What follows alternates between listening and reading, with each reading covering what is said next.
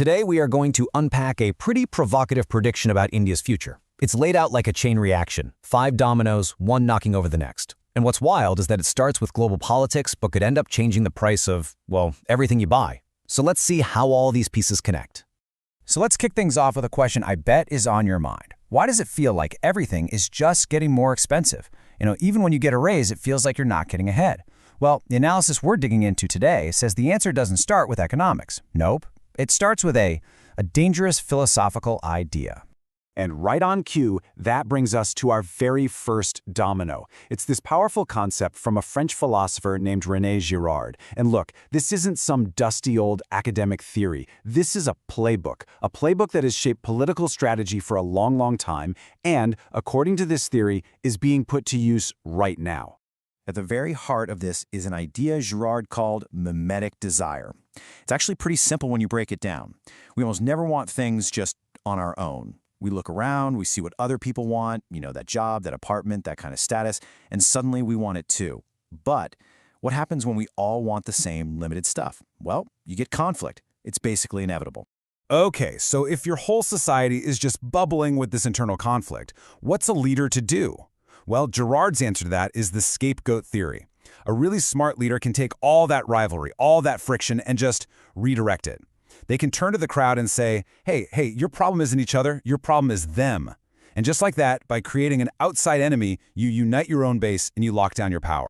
So this is where that abstract idea really crashes into the real world, into modern geopolitics, and it sets off our second domino. The analysis we're exploring argues that this exact playbook is being used as we speak, and a very specific target has already been chosen. And that chosen scapegoat, according to this prediction, is the Indian community. Now, why them? Well, they fit the profile perfectly. They are incredibly successful, very visible, very prosperous, especially in places like the US.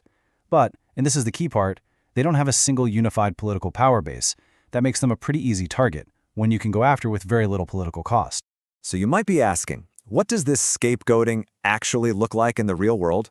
Well, it's not subtle. It turns into actual political pressure. Things like dragging out free trade talks to make the other side look incompetent, or creating public arguments just to win some populist votes.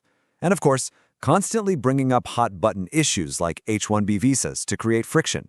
It's all about showing everyone who's boss. Now, all this sustained political pressure, it doesn't just stay in the newspaper headlines. It starts to trigger a really powerful economic reaction.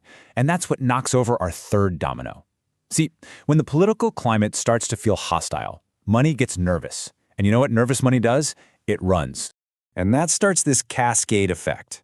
First, you have foreign investors, a lot of them from the US, who start selling their assets in India and pulling their money out of the country. Then, seeing this happen, Indian business owners start to do the same thing, moving their own wealth to places that feel safer, like Dubai or Singapore. And the result of all of this?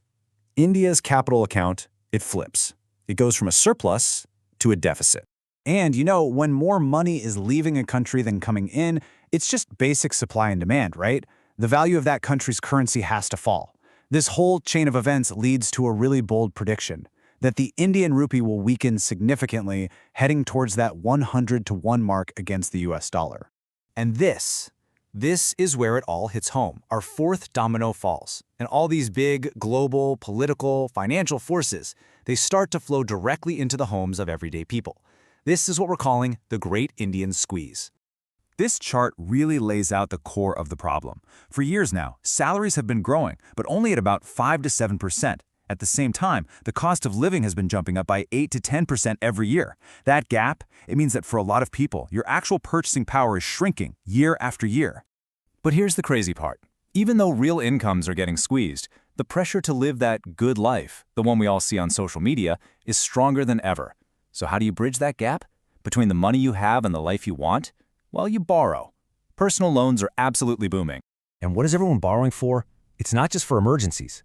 The data shows this huge spike in buy now, pay later schemes being used for things like concert tickets and vacations. People are literally going into debt for experiences just to keep up with that lifestyle they see online. And this is the number that is just staggering.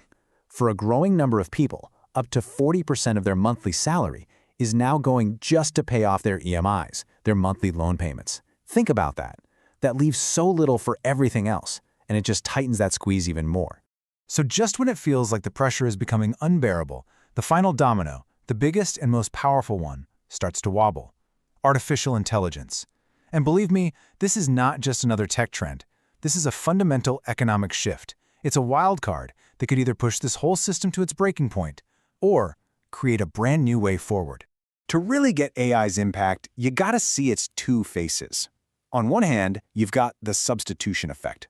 That's where AI just straight up replaces human workers, which leads to job losses and pushes wages down even more. But then there's the other side, the complementarity effect. This is where AI creates totally new industries, new jobs that we couldn't even have imagined a few years ago. And let's be real, the hard truth is that the substitution effect isn't some far-off problem. It is happening right now. Companies are already quietly replacing staff with AI to cut their costs. A report from Nini Iog estimates that by 2031, something like a fifth of all jobs in IT and customer service are at serious risk. But here's the ray of hope. That complementarity effect could be a massive, massive opportunity for India. I mean, think about it. Every single AI model in the world needs to be trained on clean, properly labeled data.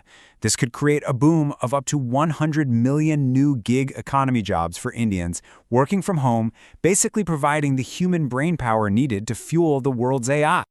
So our whole chain of dominoes ends right here. We went from a French philosopher's idea to a political strategy to a currency crisis and a squeeze on your wallet. And it all leads to this moment. AI is fundamentally rewriting the rules of the global economy.